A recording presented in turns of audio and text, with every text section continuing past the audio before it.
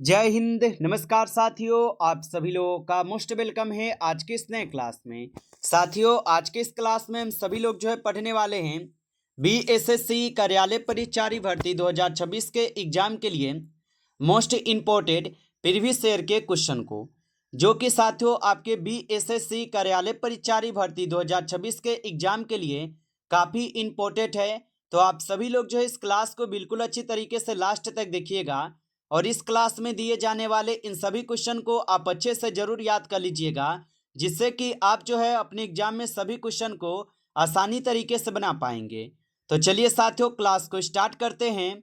उनसे पहले यदि आप इस चैनल पे पहली बार जुड़ रहे हैं तो साथियों आप जो है इस चैनल को सब्सक्राइब कर लीजिए और सब्सक्राइब करके साथियों आप ऑल नोटिफिकेशन को ऑल पे दबा लीजिएगा, जिससे कि जब भी कोई नई क्लास हो सबसे पहले क्लास का नोटिफिकेशन आपके पास जो है साथियों पहुंच सके। तो आप इस चैनल को सब्सक्राइब कर लीजिए, साथ ही साथ आप जो है इस क्लास को भी साथियों लाइक जरूर कर लीजिएगा। तो चलिए क्लास को स्टार्ट करते हैं और देखिएगा साथियों क्वेश्चन क्या दिया गया है। साथियों क्वेश्चन दिया गया है यहाँ पे कि भारतीय संविधान की प्रस्तावना में समाजवादी शब्द को कब जोड़ा गया था। चलिए बताएंगे साथियों। ये सभी क्वेश्चन जो है साथियों काफी इंपॉर्टेंट और सिलेक्टेड क्वेश्चन है, जो क्वेश्चन आपके पेपर में साथियों पूछे जा रहे हैं। तो आप अच्छे से इन सभी प्रश्न को याद कर लीजिएगा। 100% साथियों आपके क्वेश्चन में ये क्वेश्चन देखने को मिलेंगे। और संविधान की यहाँ पे किस प्रस्तावना में समाजवादी शब्द जोड़े गए थे, तो याद रखेंगे साथियों भारतीय संविधान की प्रस्तावना में समाजवादी शब्द को जो है साथियों 1976 में जोड़ी जाती है। ऑप्शन सी सही जवाब है 1976 में। अगला नंबर क्वेश्चन यहाँ पे है कि बिहार में कुल कितने यहाँ पे प्रमंडल हैं। चलिए बताएंगे साथियों। तो याद रखिएगा बिहार में कुल आपके 9 प्रमंडल है। ऑप्शन सी सही जवाब है, 9 प्रमंडल हो जाएंगे। अगला नंबर क्वेश्चन देखेंगे साथियों, मानव शरीर में मास्टर ग्लैंड किसे जो है साथियों कहा जाता है।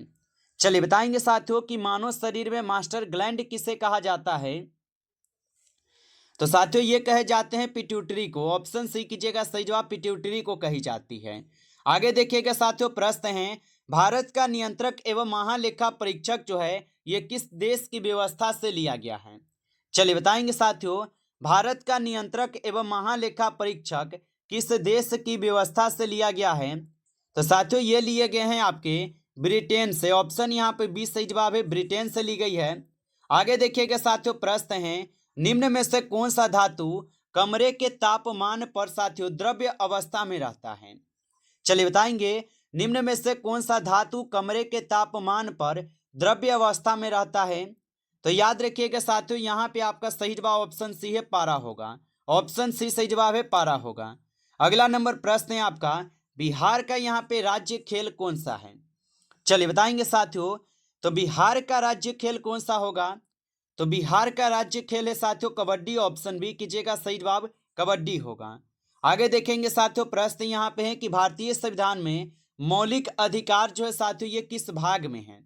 चलिए बताइएगा। ये सभी क्वेश्चन काफी इंपॉर्टेंट और वीवीआई सेलेक्टेड क्वेश्चन है, जो क्वेश्चन आपके पेपर में साथियों 100% देखने को मिलेंगे। आप अच्छे से इन सभी प्रश्न को याद कर लीजिएगा और बताएंगे कि भारतीय संविधान में मौलिक अधिकार किस भाग में है।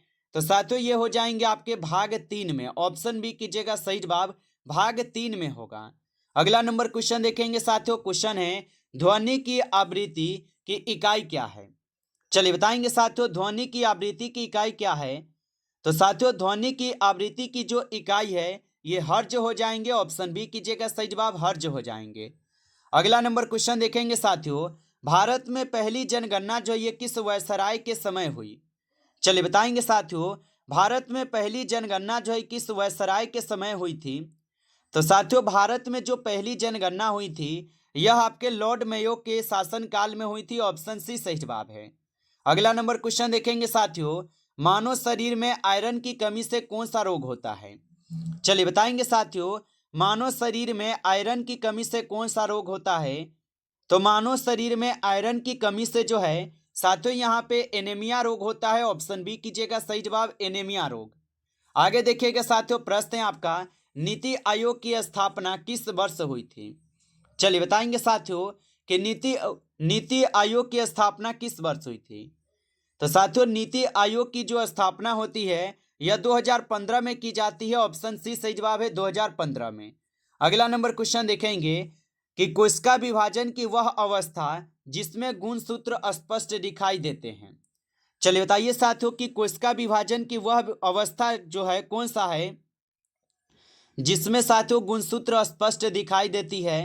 तो साथियों ये हो जाएंगे मेटाफेज। ऑप्शन सी कीजिएगा, सही जवाब मेटाफेज होगा। आगे देखिएगा साथियों, प्रश्न है बिहार का सबसे उत्तरी जिला कौन सा है। चलिए बताएंगे साथियों कि बिहार का सबसे उत्तरी जिला कौन सा है। तो साथियों यहाँ पे किशनगंज, जो कि बिहार का सबसे उत्तरी जिला है, याद रखेंगे। आगे देखिएगा साथियों, प्रश्न है कि विद्युत शक्ति की एसआई इकाई क्या है। चलिए बताइए साथियों। और साथियों आप लाइक नहीं किए होंगे इस क्लास को, तो आप इस क्लास को एक बार ज़्यादा से ज़्यादा लाइक कर लीजिएगा। नए जुड़े हैं चैनल पे तो आप इस चैनल को भी सब्सक्राइब करके ऑल नोटिफिकेशन को आप ऑल पे दबा के जुड़ जाइएगा, जिससे कि जब भी कोई नई क्लास हो सबसे पहले क्लास का नोटिफिकेशन आपके पास जो है साथियों पहुंच सके। तो आप इस चैनल को सब्सक्राइब कर लीजिएगा। और साथियों यदि आपको पीडीएफ चाहिए तो आप कमेंट करके जरूर बताइएगा। और बताइए साथियों कि विद्युत शक्ति की एसआई इकाई क्या है। तो विद्युत शक्ति की एसआई इकाई साथियों वाट होगा। ऑप्शन सी सही जवाब है, वाट होगा। आगे देखिएगा साथियों, प्रश्न है भारत में आपातकाल की घोषणा जो है साथियों ये कौन कर सकता है। चलिए बताएंगे साथियों।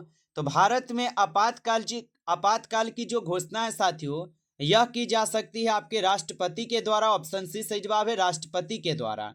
अगला नंबर क्वेश्चन देखेंगे साथियों कि रक्तचाप मापने का यंत्र क्या कहलाता है।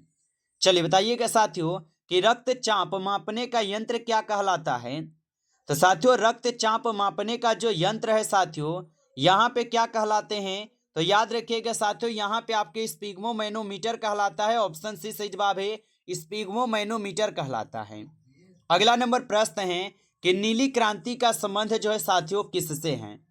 चलिए बताइएगा साथियों नीली क्रांति का संबंध जो है साथियों किससे होगा। तो याद रखिएगा साथियों नीली क्रांति का जो संबंध है यह साथियों हो जाएंगे आपके मत्स्य पालन से। ऑप्शन बी यहाँ पे सही जवाब है, मत्स्य पालन से। अगला नंबर प्रश्न साथियों यहाँ पे भारत का सबसे बड़ा सार्वजनिक क्षेत्र बैंक कौन सा है।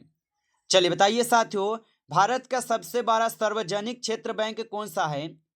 तो साथियों याद रखेंगे आप सभी लोग, यहाँ पे आप लोग का सही जवाब जो है साथियों ऑप्शन आप सभी लोग का यहाँ पे सी है, एसबीआई होगा। ऑप्शन यहाँ पे सी सही जवाब है, एसबीआई हो जाएंगे।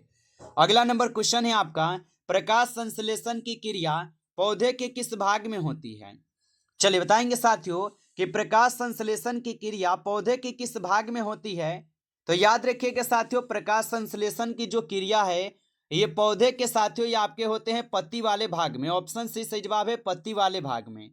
आगे देखिए साथियों, प्रश्न है कि बिहार में सोन नदी जो है ये किस नदी की सहायक है। चलिए बताएंगे साथियों बिहार में सोन नदी की किस नदी की सहायक है। तो साथियों बिहार में जो सोन नदी है यह हो जाएंगे साथियों आपके किसका, तो गंगा का सहायक है। ऑप्शन सी सही जवाब है। अगला नंबर प्रश्न साथियों भारतीय संविधान में कुल कितनी अनुसूचियां हैं। तो साथियों भारतीय संविधान में जो है कुल यहाँ पे आपके कितनी अनुसूचियां है। तो कुल 12 अनुसूचियां है। ऑप्शन यहाँ पे आप लोग का सी सही जवाब है, 12 अनुसूची। अगला नंबर प्रश्न है आपका कि मानव आंख में रंग पहचानने वाली कोशिकाएं कहलाती है। तो मानव आंख में रंग पहचानने वाली कोशिकाएं क्या कहलाती है। तो साथियों आप याद रखेंगे यहाँ पे सही जवाब ऑप्शन बी है, कोन कहलाती है। ऑप्शन बी सही जवाब है, कोन होगा। आगे देखिएगा साथियों, प्रश्न है बिहार के किस शहर को सिल्क सिटी कहा जाता है। चलिए बताइएगा साथियों कि बिहार के किस शहर को सिल्क सिटी कहा जाता है। तो याद रख लेंगे साथियों बिहार के किस शहर को सिल्क सिटी कहते हैं। तो भागलपुर को कहते हैं। ऑप्शन यहाँ पे डी लगा रहे हैं तो सही जवाब है, भागलपुर होगा। अगला प्रश्न देखिए कि ओम का नियम जो है साथियों ये किससे संबंधित है। चलिए बताइएगा साथियों कि ओम का जो नियम है साथियों ये किससे संबंधित हो जाएंगे। तो याद रखिएगा साथियों ओम का जो नियम है यह साथियों संबंधित है विद्युत से। ऑप्शन यहाँ पे बी सही जवाब है आपका, विद्युत से होगा, याद रखिएगा। चलिए आगे देखेंगे साथियों, प्रश्न है आपका लोकसभा में अनुसूचित जाति के लिए सीटें किस आधार पर साथियों आरक्षित होती हैं। तो लोकसभा में अनुसूचित जाति के लिए सीटें किस आधार पर आरक्षित होती है। तो साथियों ये होती है जनसंख्या में। ऑप्शन यहाँ पे 20 सही जवाब है, जनसंख्या होगा। आगे देखिएगा साथियों, प्रश्न है आपका मानव शरीर में सबसे अधिक ऊर्जा किससे मिलती है? तो मानव शरीर में सबसे अधिक ऊर्जा जो है किससे मिलती है? तो साथियों याद रखेंगे आप सभी लोग, यहाँ पे आप लोग का सही जवाब जो है साथियों ऑप्शन यहाँ पे सी है, कार्बोहाइड्रेट हो जाएंगे। ऑप्शन सी सही जवाब है। अगला नंबर प्रश्न देखेंगे साथियों, भारत का यहाँ पे राष्ट्रीय कैलेंडर कौन सा है? चलिए बताइएगा साथियों, भारत का राष्ट्रीय कैलेंडर कौन सा है? तो याद रखिएगा साथियों, भारत का राष्ट्रीय कैलेंडर जो है यहाँ पे साथियों आप सभी लोग का कौन हो जाएंगे? तो आप बताएंगे साथियों शक संवत होगा। ऑप्शन सी सही जवाब है, शक संवत है। आगे देखिएगा साथियों, प्रश्न है कि धातुओं को पीटकर पतली चादर बनाने की क्षमता क्या कहलाती है? तो धातुओं को पीटकर पतली चादर बनाने की क्षमता क्या कहलाती है? तो ये आप लोग का यहाँ पे क्या कहलाती है? तो अज्ञात वर्धनीयता कहलाती है। ऑप्शन बी यहाँ पे आपका सही जवाब दिया गया है। अगला नंबर प्रश्न देखेंगे साथियों, बिहार में विधानसभा सदस्यों की जो संख्या साथियों कितनी है? तो बिहार में विधानसभा सदस्यों की जो संख्या है साथियों ये कितनी होगा? तो याद रखिएगा साथियों ये हो जाएंगे 243। ऑप्शन सी सही जवाब है 243। आगे देखिएगा साथियों, प्रश्न है आपका कि अमाशय में भोजन को पहचाने, यहाँ पे अमाशय में भोजन को पहचानने वाला मुख्य एंजाइम कौन सा है?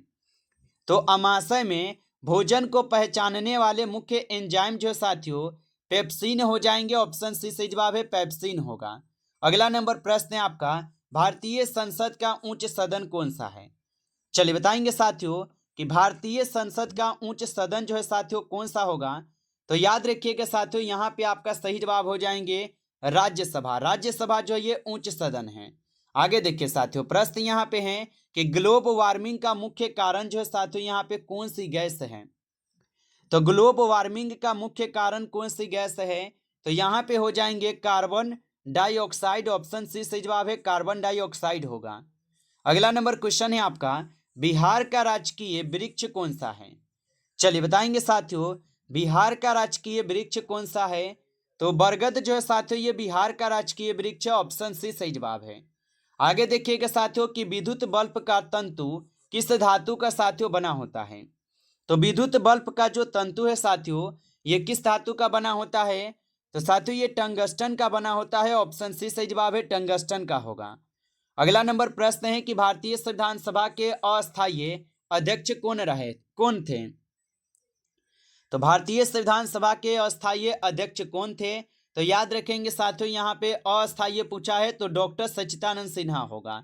जबकि अगर अस्थायी अध्यक्ष की जगह अस्थायी अध्यक्ष आप लोगों से अगर पूछ दी जाए तो साथियों ये भी याद रख लीजिएगा, अस्थायी अध्यक्ष डॉक्टर राजेंद्र प्रसाद जी थे। नमस्कार साथियों, इस क्लास में आपके टॉप 35 क्वेश्चन थे जो कि काफी इंपॉर्टेंट क्वेश्चन थे ये सभी क्वेश्चन। साथियों यदि आपको क्लास अच्छा लगा हो तो आप इस क्लास को साथियों लाइक कर लीजिएगा। नए जुड़े हैं चैनल पे तो आप इस चैनल को सब्सक्राइब करके आप ऑल नोटिफिकेशन को ऑल पे दबा के आप जुड़ जाइएगा, जिससे कि जब भी कोई नई क्लास हो सबसे पहले क्लास का नोटिफिकेशन आपके पास जो है साथियों पहुंच सके। तो आप इस चैनल को सब्सक्राइब कर लीजिएगा। चलिए फिर मिलते हैं आपसे नेक्स्ट टॉपिक के साथ नेक्स्ट क्लास में। तब तक के लिए जय हिंद, जय भारत।